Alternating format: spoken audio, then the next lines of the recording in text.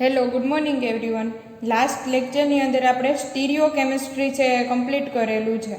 આ લેક્ચરની અંદર new topic ચાલુ કરશું, નવું ચેપ્ટર ચાલુ કરશું. એનું નામ છે એનએમઆર સ્પેક્ટ્રોસ્કોપી. સ્પેક્ટ્રોસ્કોપીમાંનું chapter NMR spectroscopy.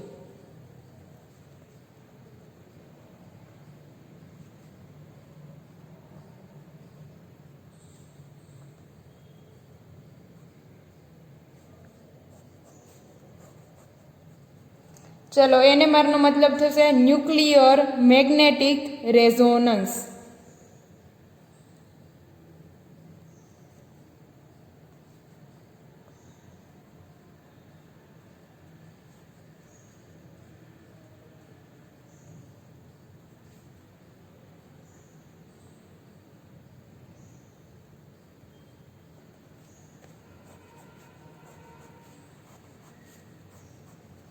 Nuclear magnetic resonance spectroscopy. ચાલો, સ્પેક્ટ્રોસ્કોપી આવે છે, બરાબર. તો એનએમઆર છે, આ સ્પેક્ટ્રોસ્કોપી શું બતાવશે? તો કે સ્પેક્ટ્રોસ્કોપી છે તે અનનોન મોલેક્યુલ વિશે જાણકારી આપણને આપી શકે છે. પછી એનએમઆર છે તો કે આ ન્યુક્લિયર મેગ્નેટિક રેઝોનન્સ છે તેનો મોસ્ટ ઓફ યુઝ ક્યાં જોવા મળશે? તો કે મોસ્ટ ઓફ તેનો યુઝ છે એ ઓર્ગેનિક કેમિસ્ટ્રીની અંદર જોવા મળે છે. ત્યાર પછી આપણે એનએમઆર કરી અને શું પ્રેડિક્ટ કરી શકીએ?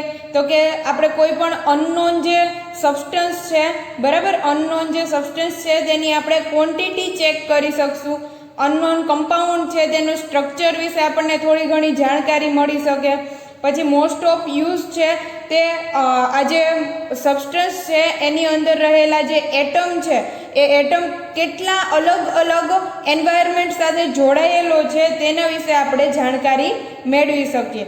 તો અહીંયા જે ન્યુક્લિયર છે, ન્યુક્લિયર ઇટ મીન્સ કે ન્યુક્લિયસ, બરાબર, ન્યુક્લિયસ સાથે ક્યાંક ને ક્યાંક આપણે ડીલ કરવાની થશે.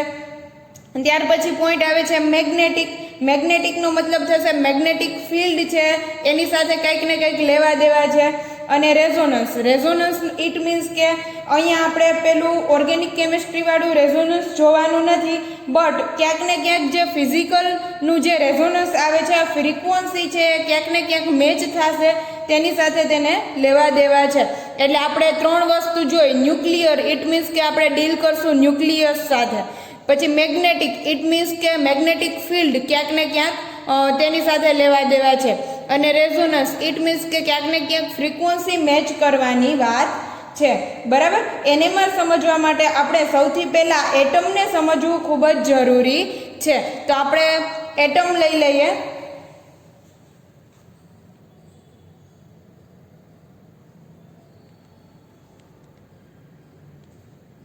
એટમ, આ એટમની અંદર એક હશે ન્યુક્લિયસ. આ છે ન્યુક્લિયસ, બરાબર. આ જે ન્યુક્લિયસ છે એની ફરતે ઇલેક્ટ્રોન છે તે ચક્કર લગાવશે.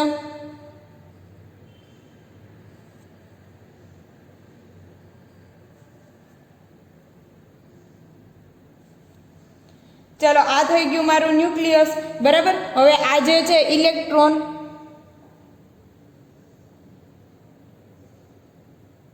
ઇલેક્ટ્રોન ઈ માઇનસ.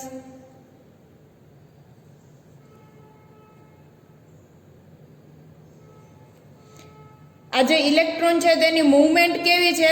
તો કે ઇલેક્ટ્રોન છે તે પોતાની ધરી ઉપર તો ફરે જ છે, તે તેની સ્પિન ઉપર ગોળ ગોળ ફરશે અને સાથે સાથે ઓર્બિટલના જે છે એ પણ ચક્કર લગાવે છે. એટલે તેની મોશન કેવું થશે? તો કે પૃથ્વી જેમ છે તે પોતાની ધરી ઉપર ફરે છે, બટ પૃથ્વી પોતાની ધરી ઉપર જ ખાલી નથી ફરતી, પણ સૂર્યને ફરતે પણ ચક્કર લગાવે છે. એવી રીતે ઇલેક્ટ્રોનની મૂવમેન્ટ છે તે પોતાની ધરી ઉપર તો ફરશે જ. ધરી ઉપર ફરશે એટલે એને આવશે સ્પિન, બરાબર. તો અહીંયા સ્પિન બતાવીએ.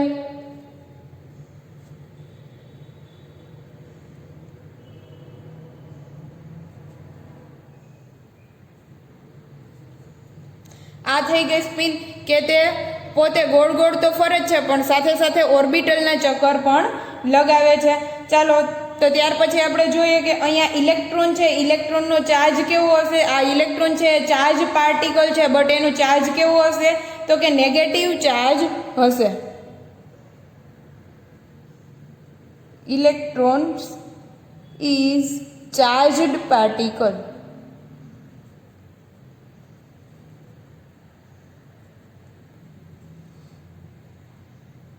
નેગેટિવ ચાર્જ પાર્ટિકલ છે. બરાબર. ચલો આપણે ઇલેક્ટ્રોનની વાત કરી કે ઇલેક્ટ્રોન છે તે નેગેટિવ ચાર્જ પાર્ટિકલ છે. બરાબર. હવે જો આપણે ન્યુક્લિયસની વાત કરીએ તો આ છે મારું ન્યુક્લિયસ. આ ન્યુક્લિયસ છે. ન્યુક્લિયસની અંદર બે સબ એટોમિક પાર્ટિકલ રહેલા હશે. એક છે પ્રોટોન અને બીજા છે ન્યુટ્રોન. એટલે કે ન્યુક્લિયસ છે પ્રોટોન પ્લસ ન્યુટ્રોનનું બનેલું હશે. બરાબર. તો અહીંયા જો પ્રોટોન છે તેનો ચાર્જ જોઈએ તો તે ચાર્જ કેવો હશે? પોઝિટિવ ચાર્જ હશે. બટ ન્યુટ્રોન છે એ કેવા હશે? તો કે એ ન્યુટ્રલ હશે, ઝીરો ચાર્જ પાર્ટિકલ હશે. તો ઓવરઓલ ન્યુક્લિયસમાં જે ચાર્જ આવે છે તે કોના લીધે આવે છે? તો કે પ્રોટોનને લીધે પોઝિટિવ ચાર્જ પાર્ટિકલ છે. બરાબર. ન્યુક્લિયસ છે એ મારું પોઝિટિવ ચાર્જ પાર્ટિકલ છે.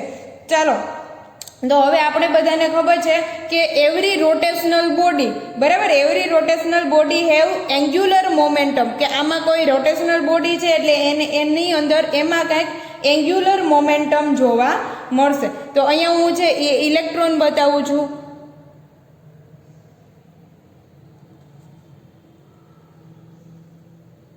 આ બંને ઇલેક્ટ્રોન લઈ લઉં.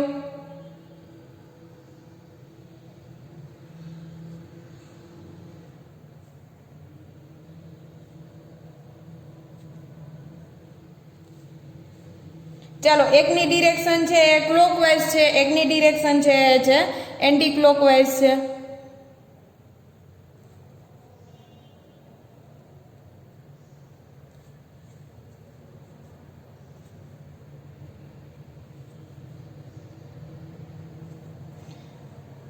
ચલો, આ ચાર્જ પાર્ટિકલ છે એટલે એને એનું કાંઈક એન્ગ્યુલર મોમેન્ટમ જોવા મળશે. તો અહીંયા લખશું એવરી rotational body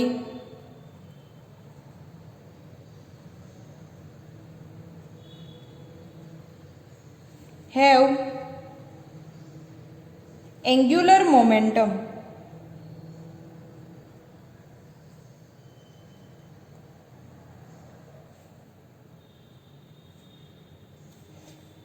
તો ચાલો એન્ગ્યુલર મોમેન્ટમ કાઢશું જે છે વેક્ટર ક્વોન્ટિટીમાં.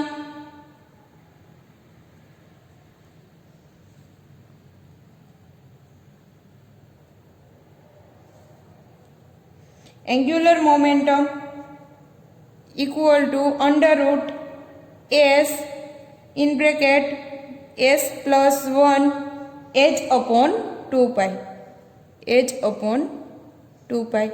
અહીંયા s છે શું છે? તો કે સ્પિન ક્વોન્ટમ નંબર છે. અહીંયા s is equal to spin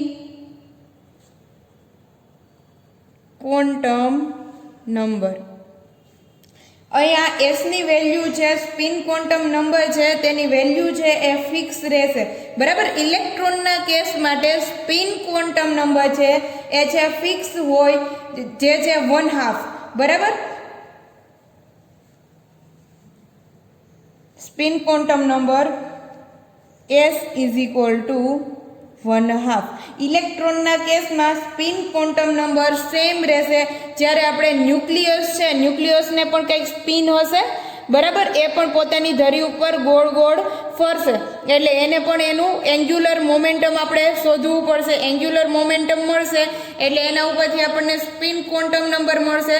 but ઇલેક્ટ્રોનના કેસમાં જે છે સ્પિન ક્વોન્ટમ નંબરની વેલ્યુ સેમ છે.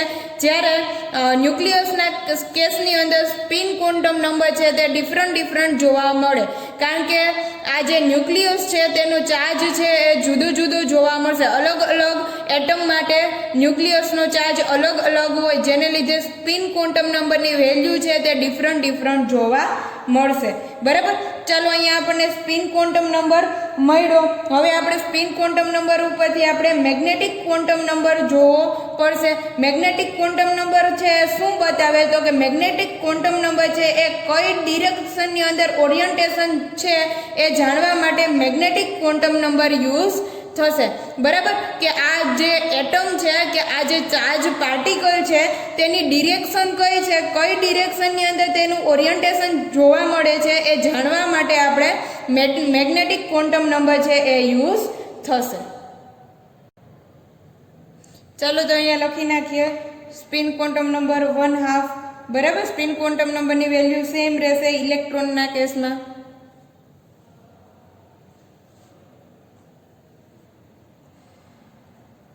value is same in electron case. ઇલેક્ટ્રોનના કેસની અંદર સ્પિન ક્વોન્ટમ નંબરની વેલ્યુ સેમ રહેશે.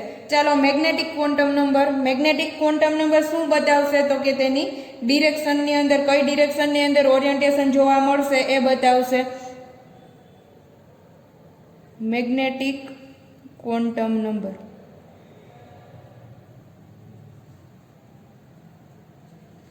મેગ્નેટિક ક્વોન્ટમ નંબર છે એ અહીંયા આપણે જોઈએ તો એક છે ક્લોકવાઇઝ ડિરેક્શન, એક છે એન્ટી ક્લોકવાઇઝ ડિરેક્શન. એટલે આપણને મેગ્નેટિક ક્વોન્ટમ નંબર છે એની બે વેલ્યુ છે એ મળશે. એક મળશે +1/2 અને સેકન્ડ મળશે વેલ્યુ એ હશે -1/2. કાં તો ક્લોકવાઇઝ ડિરેક્શન હશે કાં તો એન્ટી ક્લોકવાઇઝ ડિરેક્શન હશે.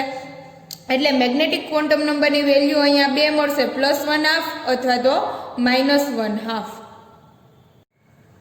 ચાલો તો અત્યાર સુધી આપણે કેટલું જોયું કે કોઈ એક એટમ છે એનું ન્યુક્લિયસ છે, ન્યુક્લિયસની ફરતે જે ઓર્બિટલ છે તેની અંદર ઇલેક્ટ્રોન છે તે મૂવમેન્ટ કરે છે. એ ઇલેક્ટ્રોન છે તે સ્પિનની જેમ તો મૂવમેન્ટ કરે જ છે, બટ એ રોટેશનલ મૂવમેન્ટ પણ કરશે, બરાબર. એટલે ઇલેક્ટ્રોન છે એ ચાર્જ પાર્ટિકલ છે, નેગેટિવ ચાર્જ પાર્ટિકલ, જ્યારે ન્યુક્લિયસ છે તે પોઝિટિવ ચાર્જ પાર્ટિકલ છે, બરાબર. ત્યાર પછી આપણે જોયું કે ઇલેક્ટ્રોનના કેસની અંદર કે જે રોટેશનલ બોડી છે, every rotational body have angular momentum. અહીંયા આ જે ઇલેક્ટ્રોનનો કેસ છે એટલે હું અહીંયા લખી નાખું -VE. આપણે ઇલેક્ટ્રોન લીધેલો છે, બરાબર. અહીંયા આપણે ઇલેક્ટ્રોન લીધેલા છે અને એની મૂવમેન્ટ બતાવેલી છે. તો અહીંયા આ every rotational body have angular momentum, એનું એન્ગ્યુલર મોમેન્ટમ કંઈક જોવા મળશે. એ એન્ગ્યુલર મોમેન્ટમ કેટલું છે તો કે S √S/S+1h/2π, જ્યાં S શું છે તો કે સ્પિન ક્વોન્ટમ નંબર છે. અહીંયા S ની વેલ્યુ છે એ ઇલેક્ટ્રોનના કેસમાં ફિક્સ રહેશે, 1/2 જોવા મળશે. જ્યારે આપણે ન્યુક્લિયસની વાત કરશું ત્યારે સ્પિન ક્વોન્ટમ નંબર છે તે ચેન્જ થતો જશે, બરાબર. કારણ કે અલગ અલગ એટમનું જે ન્યુક્લિયસ છે તેમાં ચાર્જ છે અલગ અલગ જોવા મળશે, જ્યારે ઇલેક્ટ્રોનના કેસમાં તે સેમ રહેશે. ત્યાર પછી આપણે વાત કરી કે આ જે સ્પિન ક્વોન્ટમ નંબરની વેલ્યુ મળે તેના ઉપરથી આપણે magnetic quantum number find out કરશું. મેગ્નેટિક ક્વોન્ટમ નંબર શું છે તો કે કઈ ડિરેક્શનની અંદર જે મૂવમેન્ટ થાય છે તે ચેક કરવા માટે આપણે મેગ્નેટિક ક્વોન્ટમ નંબર છે તે યુઝ કરીએ છીએ. મેગ્નેટિક ક્વોન્ટમ નંબર અહીંયા બે વેલ્યુ જોવા મળશે, +1/2 -1/2. એક છે ક્લોકવાઇઝ ડિરેક્શન, એક છે એન્ટી ક્લોકવાઇઝ ડિરેક્શન. અહીંયા આપણે જોશું કે તે મેગ્નેટ બારની રીતે કેવી રીતે વર્ક કરશે. મેગ્નેટ છે તો એક એનો હશે નોર્થ પોલ, એક હશે સાઉથ પોલ. એ તમને હું આગળ ન્યુક્લિયસના કેસમાં સમજાવું, ત્યાર પછી આપણે આની અંદર તે મૂકશું. ચાલો, જેવી રીતે આપણે ઇલેક્ટ્રોનનો કેસ જોયો છે એવી જ રીતે 1924ની અંદર પૌલીએ એક સિદ્ધાંત આપ્યો કે જેમ ઇલેક્ટ્રોન છે તે સ્પિન કરે છે તેમ મારું ન્યુક્લિયસ પણ એની જગ્યાએ સ્પિન કરે છે. તો ન્યુક્લિયસ પણ શેનું બનેલું છે તો કે પ્રોટોન અને ન્યુટ્રોનનું બનેલું છે. એ પણ એની જગ્યાએ સ્પિન કરશે. તો આપણે અહીંયા ન્યુક્લિયસ બતાવીએ.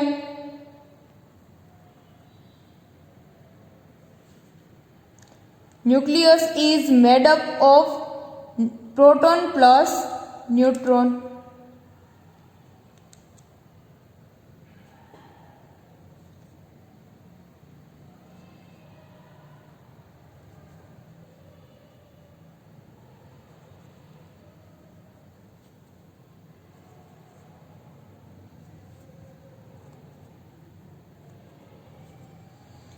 ચલો, આ ન્યુક્લિયસ છે. ન્યુક્લિયસમાં શું હશે તો કે proton plus neutron, proton plus neutron, બરાબર, ન્યુક્લિયસની અંદર જોવા મળશે. તો આ જેવી રીતે આપણે ઇલેક્ટ્રોન છે કે every rotational body has angular momentum, તો એની અંદર એન્ગ્યુલર મોમેન્ટમ જેવી રીતે ઇલેક્ટ્રોનમાં જોવા મળતું હતું તેવી જ રીતે આપણે ન્યુક્લિયસમાં પણ એન્ગ્યુલર મોમેન્ટમ જોવા મળશે. તો અહીંયા લખશું angular momentum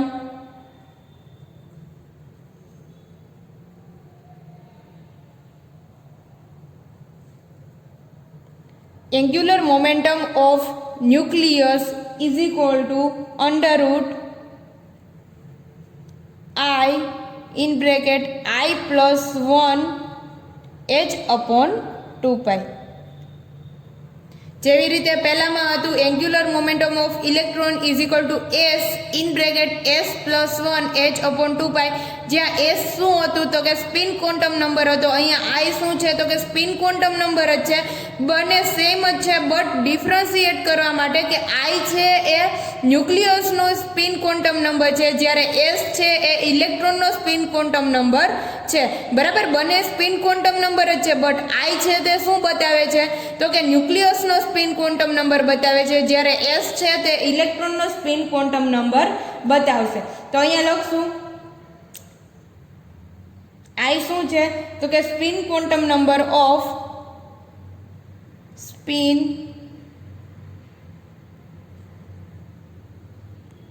quantum number of nucleus.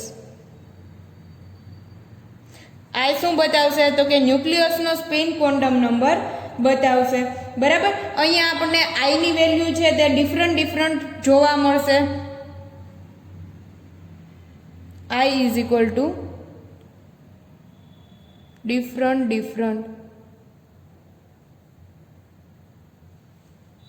Value. જ્યારે પહેલામાં એસ ની વેલ્યુ કેવી હતી તો કે એસ ની વેલ્યુ હતી એ ફિક્સ હતી, બરાબર. જ્યારે અહીંયા ન્યુક્લિયસના કેસમાં આઈ ની વેલ્યુ જે સ્પિન ક્વોન્ટમ નંબરની વેલ્યુ છે તે જુદી જુદી જોવા મળે. તેનું રીઝન શું છે તો કે અહીંયા કયો એટમ છે તેને લીધે તેના ઉપર તેનો ચાર્જ કેટલો છે એના ઉપરથી તેની આઈની વેલ્યુ છે તે આપણને ડિફરન્ટ જોવા મળશે, બરાબર છે.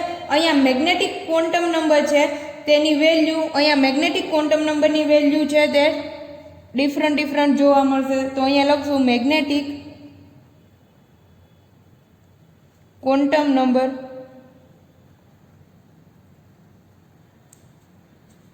equal to mi. magnetic quantum number mi is equal to 0, 1/2, 1 etc. બરાબર. આપણને આગળ એવી રીતે વેલ્યુ મળતી જશે.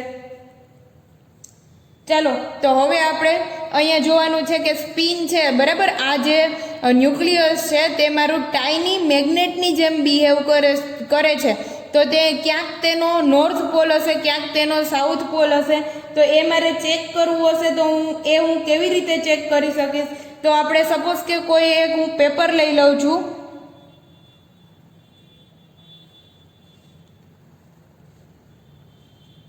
એ પેપરની અંદર કોઇલ લગાડી દઈએ,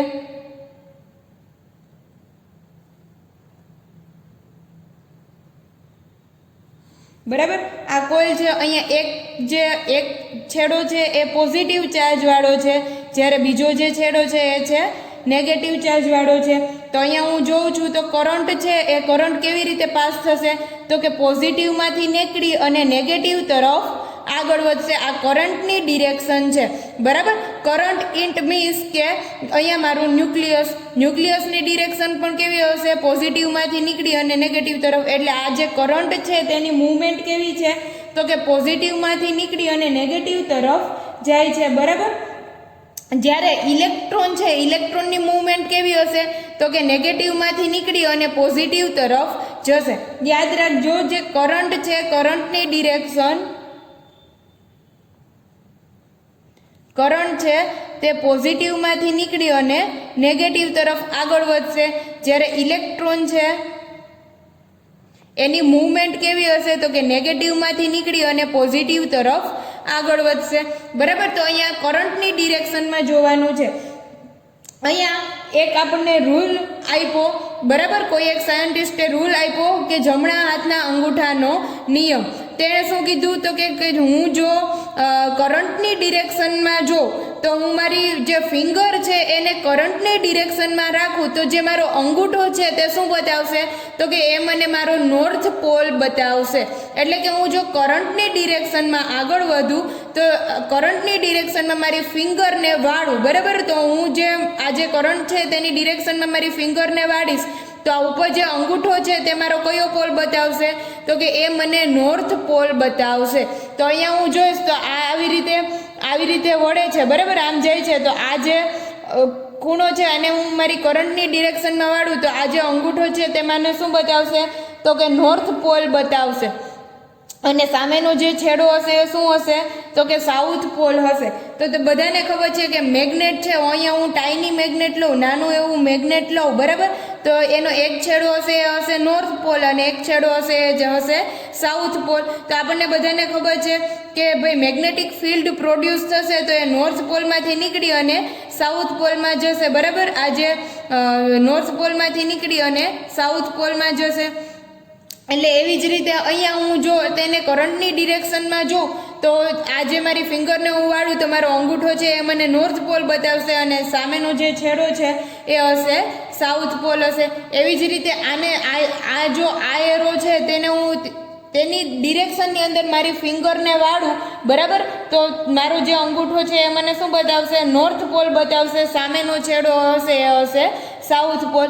તો જો હું તેને મારી ફિંગરને કરંટની ડિરેક્શનમાં વાળું છું તો આ જે અંગૂઠો છે એ મારો નોર્થ પોલ બતાવે છે, જ્યારે અહીંયા બનશે સાઉથ પોલ, બરાબર. તો અહીંયા આ જે મારું ન્યુક્લિયસ છે એ ટાઈની મેગ્નેટની જેમ બિહેવ કરશે. તેનો એક છેડો છે એ હશે નોર્થ પોલ, બીજો છેડો હશે એ હશે સાઉથ પોલ.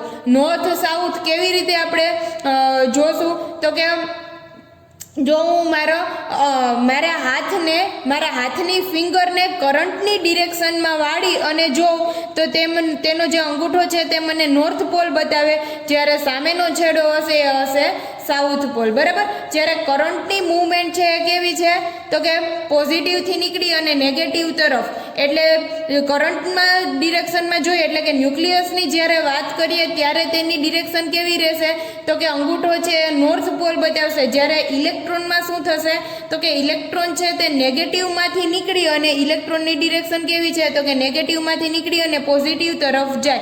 જ્યારે જમણા હાથના અંગૂઠાનો નિયમ શું કહે છે તો કે કરંટની ડિરેક્શનમાં આપણો જો હાથને વાળીએ તો અંગૂઠો છે તે નોર્થ પોલ બતાવે, બટ જ્યારે ઇલેક્ટ્રોનના કેસમાં તે રિવર્સ થઈ જશે. જ્યારે ઇલેક્ટ્રોનને જે આપણે ફિંગરને વાળશું તો જે અંગૂઠો છે તે આપણને સાઉથ પોલ બતાવશે, જ્યારે સામેનો છેડો છે આપણને નોર્થ પોલ જોવા મળશે. ચાલો અહીંયા આપણે આ છોડી દીધું હતું નોર્થ અને સાઉથ પોલને, બરાબર. તો અહીંયા જો હું જોઈશ તો અહીંયા હું મારી ફિંગરને આવી રીતે વાળું છું તો આ જો અંગૂઠો છે તે મને કઈ ડિરેક્શન બતાવશે તો કે સાઉથ પોલ બતાવશે, કારણ કે ઇલેક્ટ્રોનની મૂવમેન્ટ કેવી છે તો કે નેગેટિવથી લઈ અને પોઝિટિવ તરફ છે. એટલે અંગૂઠો છે તે મને શું બતાવશે સાઉથ પોલ, અહીંયા મને શું જોવા મળશે નોર્થ પોલ.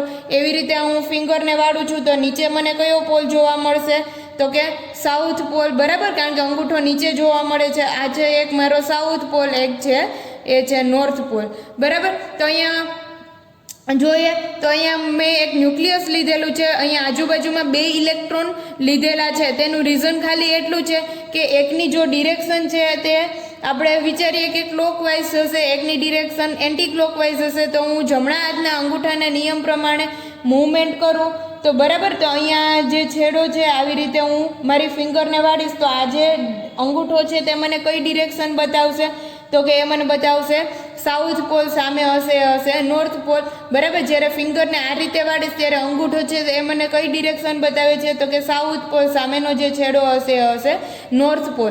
તો અહીંયા તમે જોઈ શકો છો નોર્થ સાઉથ, બરાબર. તે શું કરશે એકબીજાની જે ઇફેક્ટ છે તેને ન્યુટ્રલ કરશે, બરાબર. અથવા તો આપણે એવું પણ જોઈ ગયા છીએ કે આપણે ઇલેક્ટ્રોન છે એસ ઓર્બિટલની અંદર હોય તો આપણે બેયને એન્ટી પેરેલલ બતાવતા હતા. ઇટ મીન્સ કે બંનેને સેપરેટ આઉટ કરવા થોડા ડિફિકલ્ટ રહે, બરાબર. આને સેપરેટ આઉટ કરી શકીએ નહીં. તો આ જે છે તે બેય એકબીજાની ઇફેક્ટ છે તેને શું કરશે તો કે ન્યુટ્રલ કરશે. જ્યારે અહીંયા આપણે ડિરેક્શન બતાવીએ ઇલેક્ટ્રોનની, તો અહીંયા જો હું આ રીતને જો મારી ફિંગરને વાળું તો આ જે અંગૂઠો છે તે મને કયો પોલ બતાવે છે, તો અંગૂઠો મને બતાવશે સાઉથ પોલ, જ્યારે સામેનો છેડો હશે નોર્થ પોલ. જ્યારે અહીંયા આ ન્યુક્લિયસ છે, ન્યુક્લિયસને પણ કોઈ સ્પિન હોવાની, બરાબર. તો આ ન્યુક્લિયસની જો હું આ સ્પિનને હું આવી રીતે વાળું તો અહીંથી જે આ ડિરેક્શનમાં હું મારી ફિંગરને ગોઠવીશ તો અહીંયા જે અંગૂઠો છે એ મને કયો પોલ બતાવશે તો કે અંગૂઠો મને બતાવશે નોર્થ પોલ, બરાબર. જે અંગૂઠો મને બતાવશે નોર્થ પોલ, સામેનો છેડો હશે સાઉથ પોલ. તો આજે આ જે ફર્સ્ટ લેક્ચરમાં સાવ બેઝિક આપણે જોયું કે ભાઈ કોઈ એક ન્યુક્લિયર મેગ્નેટિક રેઝોનન્સ નામ છે, તો ન્યુક્લિયર સાથે આપણે ડીલ કરશું, મેગ્નેટિક ફિલ્ડ સાથે લેવા દેવા છે અને રેઝોનન્સ થશે કે એટલે કે કોઈની કોઈ ફ્રીક્વન્સી મેચ થશે. અને બરાબર સ્પેક્ટ્રોસ્કોપી તો આપણે કરીએ જ છીએ. ત્યાર પછી સાવ બેઝિક કોઈ એક એટમ લીધો, એનું ન્યુક્લિયસ બતાવ્યું અને ઇલેક્ટ્રોન બતાવ્યા. હવે ન્યુક્લિયસ અને ઇલેક્ટ્રોન બંને ટાઇની મેગ્નેટની જેમ બિહેવ કરશે, તો એને નોર્થ પોલ અને સાઉથ પોલ બંને હોવાનું. તો એ નોર્થ પોલ અને સાઉથ પોલ આપણે નક્કી કેવી રીતે કરશું તો કે કોઈ એક મેગ્નેટ છે તો તેમાંથી જે મેગ્નેટિક લાઇન જે નીકળે છે એ કેવી રીતે નીકળશે તો કે નોર્થમાંથી નીકળી અને સાઉથ તરફ જશે. તો નોર્થ પોલ અને સાઉથ પોલ ડિસાઇડ કરવા માટે આપણે જમણા હાથના અંગૂઠા નિયમને જો લેવાનો છે. જમણા હાથના અંગૂઠાનો નિયમ શું કહે છે તો કે જે ડિરેક્શનની અંદર કરંટ પાસ થતો હોય એ ડિરેક્શનની અંદર તમે જો તમારી ફિંગરને વાળો તો જે તરફ અંગૂઠો નીકળશે એ હશે તમારો નોર્થ પોલ, સામેનો તમારો પોલ હશે સાઉથ પોલ. જ્યારે ઇલેક્ટ્રોનના કેસમાં તે રિવર્સ થઈ જશે, કારણ કે ઇલેક્ટ્રોનની મૂવમેન્ટ કેવી છે તો કે નેગેટિવથી પોઝિટિવ તરફ છે, બરાબર. તો આજે આપણે સાવ બેઝિક વાત કરી. ત્યાર પછી આપણે જોયું angular momentum, magnetic quantum number, spin quantum number, એ આપણે ઇલેક્ટ્રોન અને ન્યુક્લિયસના કેસમાં જોઈ લીધું. નેક્સ્ટ લેક્ચરમાં આપણે આગળ વધશું.